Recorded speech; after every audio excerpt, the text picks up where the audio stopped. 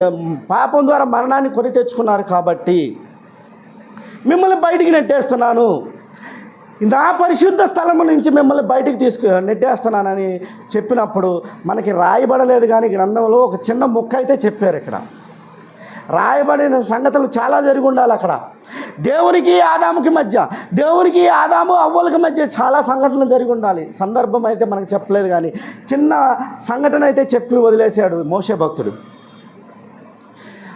దేవుడు ఏం చెప్తున్నాడు? మీరు పాపం చేశారు, మరణాన్ని తెచ్చుకున్నారు, కాబట్టి నా సన్నిధి నుంచి మిమ్మల్ని వెళ్ళగొడతానని. అప్పుడు అక్కడ ఏం జరిగి ఉండాలి అంటే, ఆదాము అడుగుంటాడు, దేవా నీ సన్నిధి నుంచి నన్ను బయటికి నెట్టవద్దని అడుగుంటాడు. అయితే దేవుడు కరుణా సంపన్నుడు, ప్రేమామయుడు, దయగలిగిన వాడని మనకి బైబిల్లో చాలా లేఖనాలు తెలియజేస్తున్నాయి.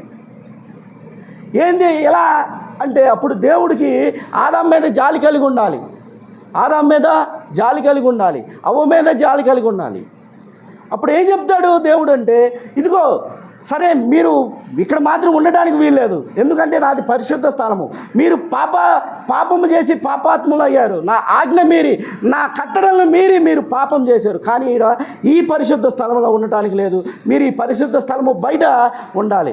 ఎప్పుడైతే మీరు పరిశుద్ధ స్థలంలోకి మీరు రావాలనుకుంటారో, బయట నుంచి పరిశుద్ధ స్థలంలోకి మీరు రావాలనుకుంటారో, మీకు ఒక మార్గము చెప్తాను చూడండి అని ఏం చెప్పాడంటే, అక్కడ ఏం చేశాడంటే వాళ్ళకి పశు వస్త్రాలను ధరింపజేశాడు. అనగా దేవుడు తన స్వచేతులతో ఒక పశువుని వధించి వారికి ఆ పశువుల యొక్క చర్మం చేత వస్త్రాలను తొడిగించారని చెప్తారు. ఎవరైనా సరే పాపం చేసి నా సన్నిధికి రావాలనుకున్నప్పుడు ఏం చేయాలంటే, పరిశుద్ధమైన బలియాగాన్ని నాకు సమర్పించి రాండి అని చెప్పకనే చెప్పాడు ఇక్కడ దేవుడు. ఇది అర్థం చేసుకోవాల్సిన విషయం.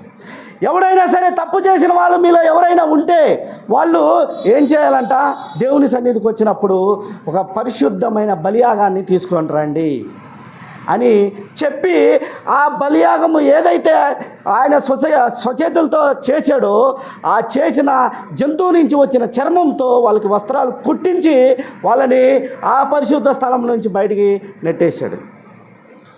తర్వాత చాలాసార్లు ఆదాము అవ్వలు దేవుని సన్నిధికి వెళ్ళి ఉండాలి. ఈ విషయాన్ని మీకు నేను ఎలా చెప్తున్నానంటే, కయీను ఏబేలు ఏం తీసుకొచ్చారు దేవుని సన్నిధికి? అర్పణలు తీసుకొచ్చారు. అర్పణలు తెమ్మని ఎవరు చెప్పారు?